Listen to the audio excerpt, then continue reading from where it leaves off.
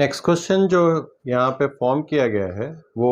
Friction force के ऊपर base करके दिया हुआ है और साथ साथ में किसी भी स्ट्रिंग के अंदर टेंसाइल फोर्स और कंप्रेसिव फोर्स किस तरीके से डेवलप होते हैं इसके ऊपर बेस करके फॉर्म किया गया।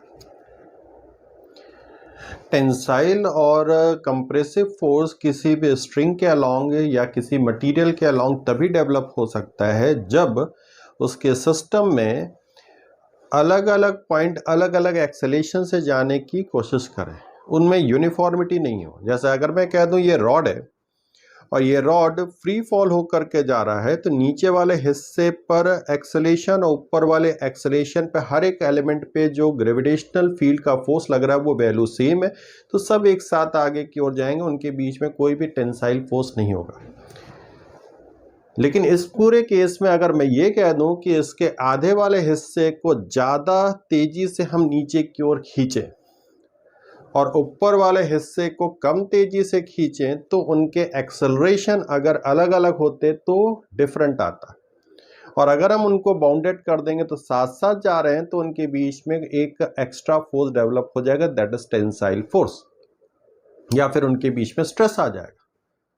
तो स्ट्रेस और टेंसाइल फोर्स या फिर कंप्रेसिव फोर्स तभी डेवलप होता है जब सिस्टम में देखिएगा कि अलग अलग जो पार्ट आ रहे हैं, सिस्टम के जो अलग अलग पार्ट आ रहे हैं वो अलग अलग एक्सेलेरेशन से जाने की टेंडेंसी रखें। जैसे यहाँ पे ध्यान से देखिए, इस पूरे पार्ट पे यहाँ पर एक इंक्लाइन प्लेन दिया हुआ है और इस इंक्लाइन प्लेन का जो एंगल दिया हुआ है वो थीटा के इक्वल दिया है। इस इंक्लाइन प्लेन का एक हिस्सा इधर की ओर जो दिया हुआ है वो रफ सरफेस दिया हुआ है, ठीक है ना, रफ सरफेस का दिया हुआ है जिसका फ्रिक्शन कोफिशिएंट म्यू के इक्वल दिया, और जबकि नीचे वाला हिस्सा जो है वो स्मूथ सरफेस है। और यहाँ पर एक स्ट्रिंग इस तरीके से या फिर हैवी रोप से यहाँ पे कहिए इस पे सिचुएटेड है, जो इस पे स्लाइड करते हुए रफ सरफेस से वो स्मूथ सरफेस की ओर चली जाती है। तो हमें यहाँ पे बताना है कि इसके मोशन में मैक्सिमम पॉसिबल टेंसाइल फोर्स की वैल्यू कितने के इक्वल आ सकती है। तो अब इस पूरे पार्ट पे जब तक ये कंप्लीटली रफ सरफेस पे सिचुएटेड रहेगा तो ध्यान से देखना हर एक एलिमेंट पे जो एक्सेलरेशन वाला पार्ट रहेगा वो सेम आएगा, क्योंकि नीचे की ओर जो फोर्स की वैल्यू लगेगा mg sin theta minus mu mg cos theta वो वैल्यू सेम आएगा। लेकिन जैसे ही इसका एक हिस्सा स्मूथ सरफेस पे आएगा, दूसरा हिस्सा रफ सरफेस पे आएगा, तो स्मूथ वाले हिस्से पे जो पोर्शन आएगा उसकी टेंडेंसी ज्यादा तेजी से नीचे जाने की होगी, और जो हिस्सा रफ सरफेस पे सिचुएटेड होगा उसकी टेंडेंसी धीरे धीरे जाने की होगी क्योंकि उस पर फ्रिक्शन लग रहा होगा। लेकिन ये दोनों हिस्से कनेक्टेड हैं तो जाएंगे तो साथ साथ, तो इनके बीच में जो पोर्शन इनके बीच में इंटरकनेक्टेड होगा उनके बीच में टेंशन डेवलप हो जाएगा। तो इसके नेक्स्ट फिगर का पार्ट में यहाँ पे रिप्रेजेंट करूं तो नेक्स्ट फिगर के पार्ट में यहाँ पर ये हिस्सा इस तरीके से यहाँ पर आ गया, कुछ हिस्सा रफ सरफेस पे है और कुछ हिस्सा स्मूथ सरफेस पे सिचुएटेड है।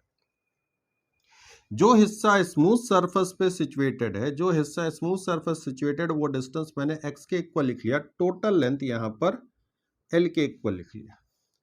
तो इस पोजीशन पे यहाँ पे अगर हम आए, इस पोजीशन पे यहाँ पर आए तो नीचे वाला हिस्सा स्मूथ सरफेस से ये तेजी से जाने की कोशिश करेगा, ये धीरे धीरे जाने की कोशिश करेगा, तो यहीं पर टेंसाइल फोर्स मैक्सिमम आएगा। और x की किस पोजीशन के लिए टेंसाइल फोर्स सबसे ज्यादा है उसकी कंडीशन हमें चेक करनी है। तो अब इस पूरे पार्ट पे इस पर्टिकुलर कंडीशन पे मैंने इसका मास पर यूनिट लेंथ लैम्डा के इक्वल मान लिया, तो नीचे के डायरेक्शन में जो फोर्स लगेगा वो लैम्डा इंटू एल इंटू जी इंटू साइन थीटा के इक्वल लगेगा, और पीछे की ओर जो रफनेस के कारण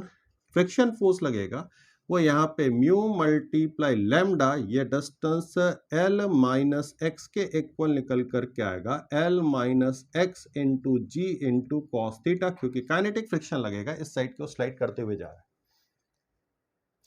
तो इसके एक्सेलरेशन की वैल्यू को अगर मैं देखूं तो एक्सेलरेशन की वैल्यू को अगर रिप्रेजेंट करूं तो एक्सेलरेशन का पार्ट यहाँ पे जो निकल करके आएगा lambda into L into G sine theta minus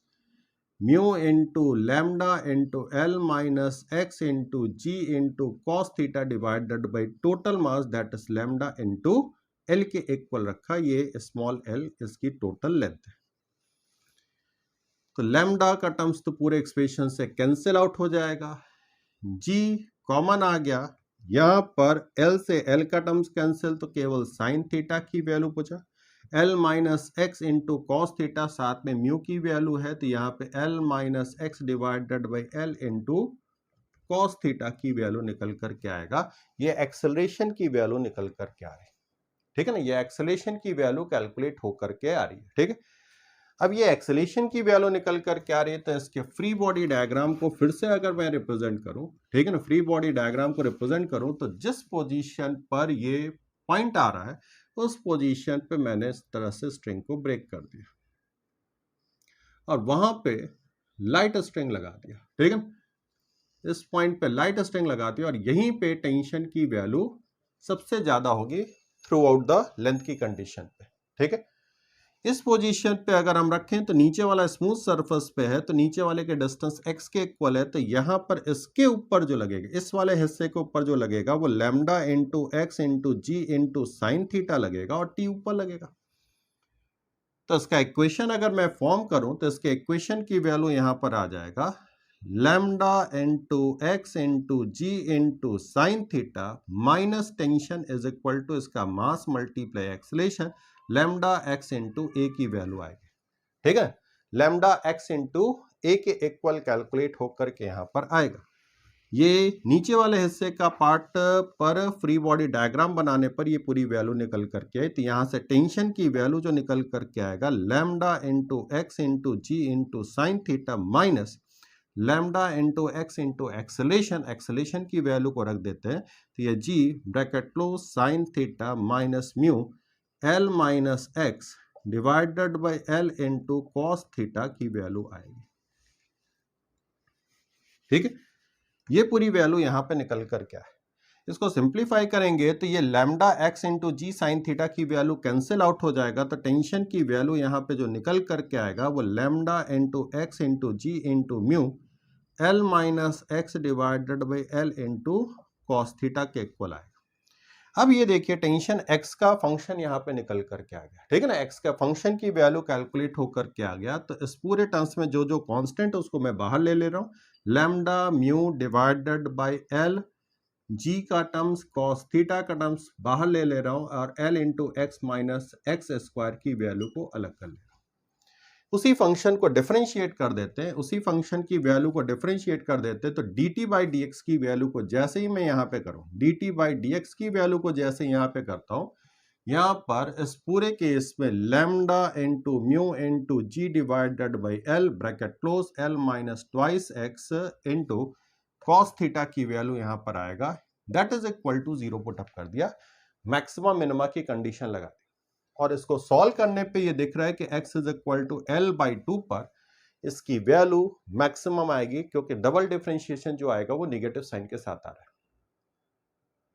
ये सारी वैल्यू जब कैलकुलेट होकर के आ गई तो अब ये तो डिसाइडेड हो गया कि जब हाफ लेंथ स्मूथ सरफेस पे आ जाएगा, हाफ लेंथ रफ सरफेस पे आ जाएगा, तो उस वक्त जो टेंशन की वैल्यू कैलकुलेट होकर के आएगी वो टेंशन मैक्सिमम पॉसिबल कैलकुलेट होकर के आएगा, दैट इज टेंसाइल फोर्स, ठीक है, that is equal to tensile force. उस टेंसाइल फोर्स की वैल्यू को अगर मैं यहां पर रखूं तो x की जगह अगर हम l बाई 2 रख देते हैं तो t की वैल्यू मैक्सिमम जो कैलकुलेट होकर के आएगा, यहाँ पे l स्क्वायर बाई 2, यहाँ पे l स्क्वायर बाई 2, यहाँ पे l स्क्वायर डिवाइडेड बाई 4,